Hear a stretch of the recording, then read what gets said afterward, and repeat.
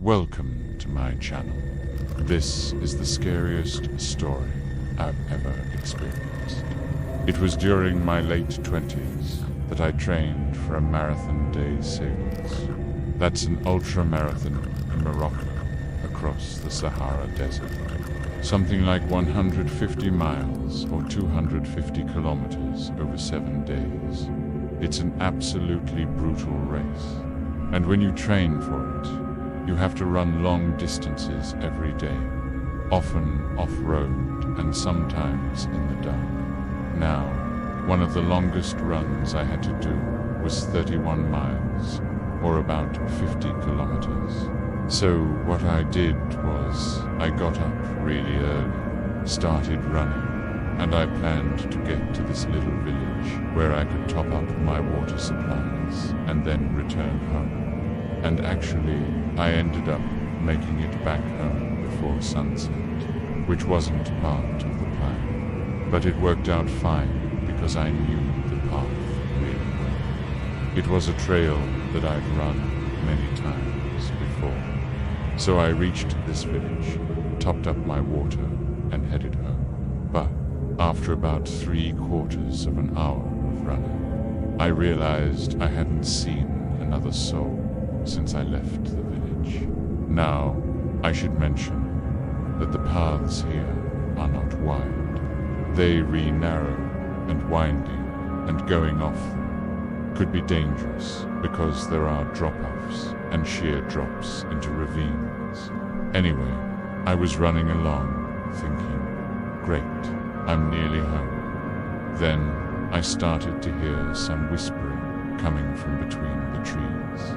At first, I thought it was just the wind, but then I started to make out individual voices. They were very low and raspy and seemed to come from all around me. I couldn't understand the words they were saying, but it was clear that they were talking about me. They were whispering urgently back and forth, as if discussing something important. I tried to ignore them, but it was unnerving. Then I began to wonder if I was being stalked by some drug dealers, or perhaps robbers who were scouting the route for potential targets. You see, I was alone, and it was getting dark. In fact, it was already completely dark. I only had a headlamp that illuminated the immediate area in front of me. Behind me, it was pitch black. I couldn't see a thing. When I stopped, the whispers stopped too. But as soon as I started moving again, I heard them start up again. This time, they sounded closer, as if they were right beside me. They were still low and raspy, but now their tone seemed to change. It almost sounded like they were calling my name. I didn't stop. I just kept running along the path in the dark, listening to these weird whispers all around me. I felt exposed and vulnerable and a bit afraid. But then I started to hear footsteps behind me. They were slow and heavy and getting closer. I quickened my pace. The footsteps quickened too, and I could hear the whispers growing louder. As I rounded a bend in the path, I saw a huge black shape emerge from the darkness directly in front of me. Startled, I jumped back, nearly tripping over. The shape towered above me, blocking the light from the headlamp. It was tall and thin, and didn't seem to have any face. All I could see was this dark, shapeless form. For a second, it stood perfectly still, and then it vanished behind a tree. It took me a moment to recover. I stood there with my heart pounding in my chest, wondering what on earth I'd just seen. I tried to convince myself it was just a bush, or maybe a rock formation or something, but there was no way. Whatever it was definitely human. Whatever was out there, I sprinted faster now, my breathing becoming more rapid. Still, I could hear the heavy footsteps behind me, keeping pace with me, and the whispers surrounded me, growing louder. They were no longer whispering. They were screaming now. They circled around me, coming from all directions. I could feel their hot, fetid breath on my neck. Their voices scratched at my brain like nails on a chalkboard. I ran blindly, stumbling over rocks and roots. Then suddenly, the sound of footsteps stopped. Silence descended, and the screaming abruptly ceased. I didn't dare slow down, though. I kept pushing myself, my muscles burning with exertion. Finally, in the distance, I could see the lights of my home. With a burst of speed, I reached it and flung open the door. I collapsed inside, gasping for breath. Safe at last, I leaned against the wall, trying to calm my racing pulse. Shaking, I looked back at the door. I don't know how long I stood there, but eventually I forced myself to go to sleep. The next morning, I got up early and went straight outside to check the path. I walked the exact route I'd run the night before. I looked everywhere for anything unusual, but there was nothing to be seen. And of course, there were no footprints in the soft earth either. But then, later that day, when I told my wife what had happened, she said, "Oh, you must have been running through that grove of whispering pines. Everyone who runs through there at night hears the whispers." She explained that those trees were known locally as the Whispering Pines, and that legend has it that anyone who runs through that particular stand of trees at night will hear the whispers of spirits. I dismissed it as nonsense, obviously, but I should mention that many people who run or hike in the area tell the same story. There's even a website dedicated to the strange occurrences that happen in the woods. Some people claim they experience actual physical contact from unseen entities, while others report hearing disembodied voices and screams in the night. Many have even posted audio clips of their experiences online. I'll admit that I was pretty freaked out by my encounter, but rationally, I mean, how can I put this? The idea of spooky woods is kind of silly, isn't it? I mean, think about it. If there were ghosts or other malevolent entities living in the woods, why would they bother whispering to passing runners? Wouldn't they be better off just scaring the living daylight out of everyone who dared enter the woods? Why whisper? Also, if these were ghosts, why did they only appear when I was alone? Surely, if they're going to scare people, they would want to target a group of people, right? I mean, I'm sure you've heard stories of people who've gone hiking or camping, and suddenly they swear they feel eyes boring into their backs or watching them from the trees, and every time they turn around, there's nothing there. There's also the old story of ghost lands, where people traveling through lonely places see strange lights flickering in the distance, seemingly coming from ghosts. These phenomena have all been written about for centuries, and honestly, I think the most likely explanation is that all of these stories are simply misinterpretations of our senses. For example, there are places in the woods where the wind can tunnel through the trees, making sounds like whispers or even screams. As for footsteps, well, there could be all sorts of natural explanations for that. like rocks and sticks being dislodged by animals, or even tiny avalanches in mountainous areas. And as for the shadowy figures, I believe those are probably just normal trees or rock formations that people mistake for something more sinister.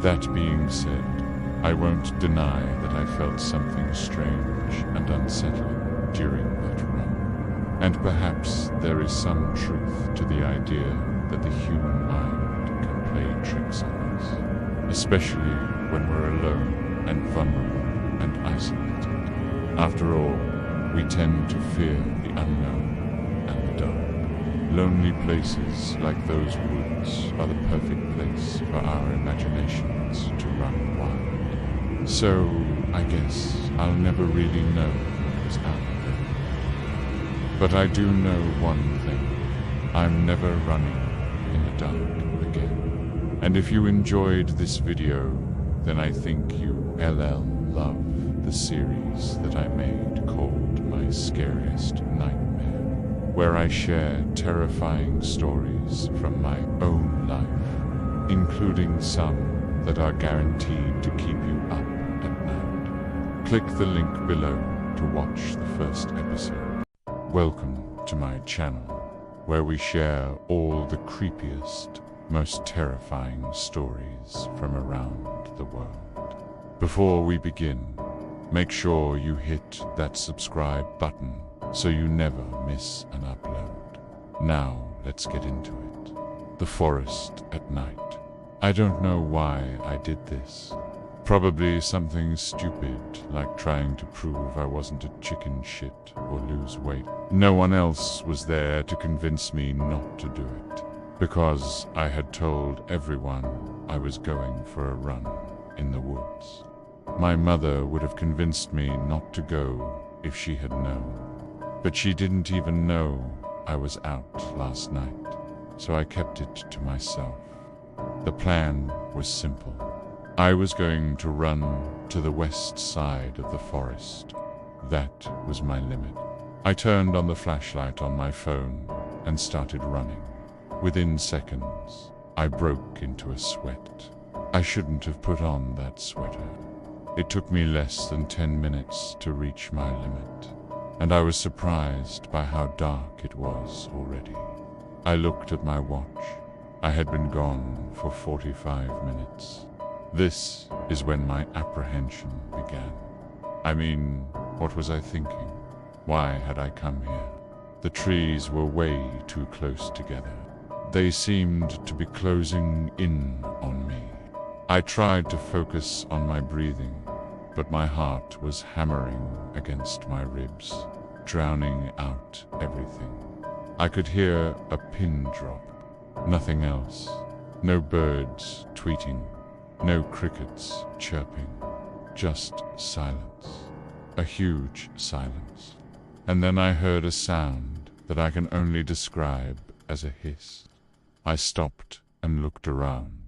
Where was it? There it was again. Closer now. I stayed still, trying to identify the sound, but it only grew louder.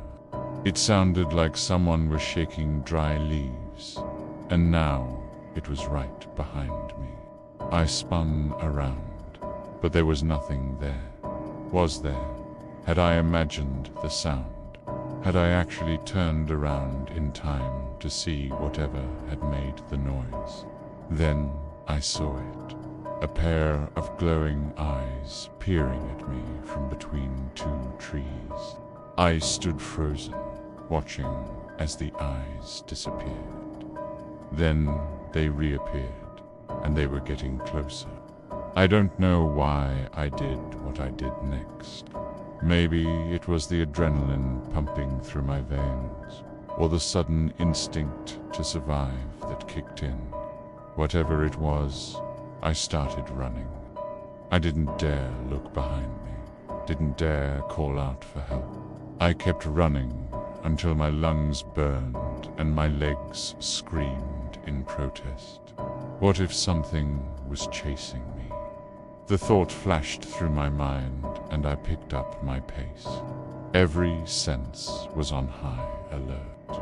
Hearing the rustle of leaves, I assumed that I was being stalked. The pounding of my heart echoed in my ears, drowning out all other sounds.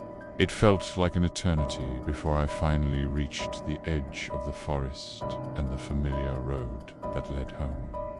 I didn't stop running until I was in the safety of my own house, my door locked securely behind me. The experience left me shaken, my body trembling from the exertion and fear. In the days that followed, I couldn't shake off the feeling that I was being watched. Even in the bright light of day, I kept expecting to see those glowing eyes peering at me from between the trees. Sleep offered little respite as I was tormented by nightmares of shadowy figures and piercing gazes. I became increasingly agitated, finding myself on edge at the slightest sound or sudden movement. My friends and family noticed the change in me, and their concern only added to my guilt. I felt ashamed for letting my fear get the better of me, for allowing it to consume my thoughts and actions. I knew I couldn't keep living like this, hiding in my house, afraid to go outside. I had to face my fear, had to find a way to move on. So I did something crazy. I called the police and told them about my encounter in the forest. Of course, they didn't believe me. I knew they wouldn't. I didn't expect them to.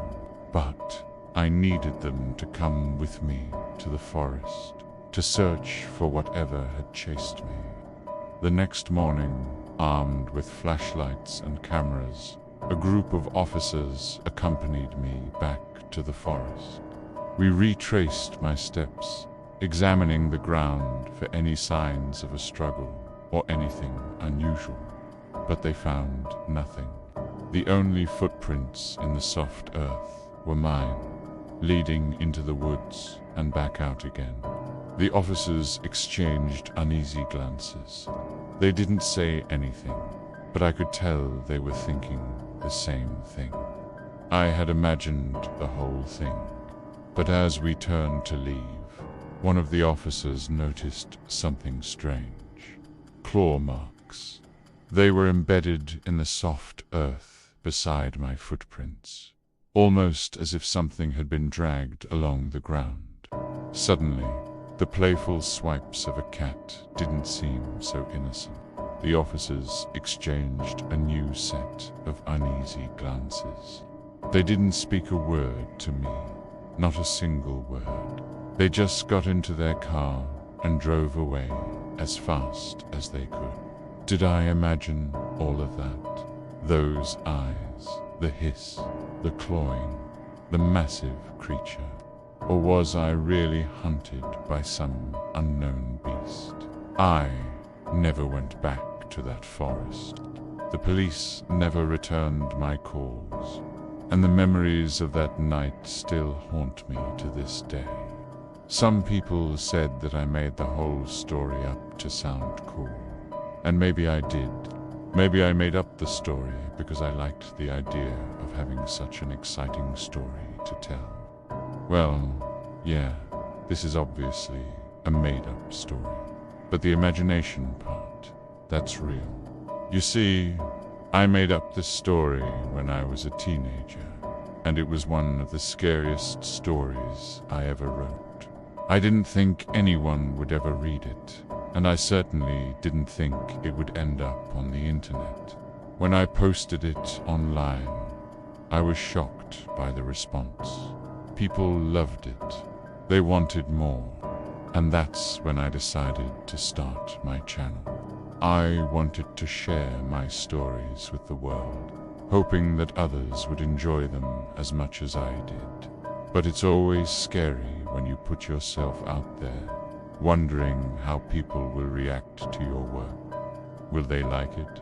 Will they hate it? Well, the response has been amazing. People have been so supportive, so encouraging, and I couldn't be more grateful. It's because of all of you that I'm able to do what I love every day, and for that I thank you from the bottom of my heart. Now I want to hear from you. What do you think happened to the narrator in this story? Let me know in the comments below. Also, don't forget to hit that subscribe button so you never miss an upload. Thanks for watching. I'll see you next time. Hi, I'm here. And now we bring you another terrifying tale from our subscribers. This one comes from a user, The Road That Never Ends. I hope I get this right, because I don't want to risk angering them. The story is about a friend of mine. My friend, let's call him Ben, had always been interested in hiking. In fact, he knew every mountain, valley, and river of the land like the back of his hand. This is the reason why, when he invited me for a hike, I accepted without thinking twice. The hike started off normally. We talked about everything and nothing while following a trail that led us deep into the woods. As the hours passed, we stopped talking and simply enjoyed the peace and quiet of nature. After about 6 hours, we decided it was time to head back. But before we did, Ben took a detour to show me a hidden waterfall he had discovered years ago. We reached the waterfall and spent a couple of minutes enjoying its beauty. However, when it was time to leave, we realized that we couldn't find the trail. At first, we thought it wasn't a big deal. There was no way we could get lost with so many trees that looked the same. So we started walking. But after 20 minutes, we realized that we weren't going to find the trail anytime soon. So we sat down on a nearby log to wait for someone to pass by. After about an hour, a young couple appeared on the path not far from us. We called out to them and asked if they knew where the trail was. They said that they didn't, but that there was a ranger station close by. They left as quickly as they arrived, and we waited patiently for the next person to appear on the path. But we waited in vain. No one came. We then decided to start walking again. And after about half an hour, we heard some voices in the distance. When we saw who it was, we felt a mixture of joy and disappointment. It was a group of 4 men and 3 women. We walked up to them and asked if they knew where the trail was. Their response was, "No, sorry, but we're late. We need to keep moving."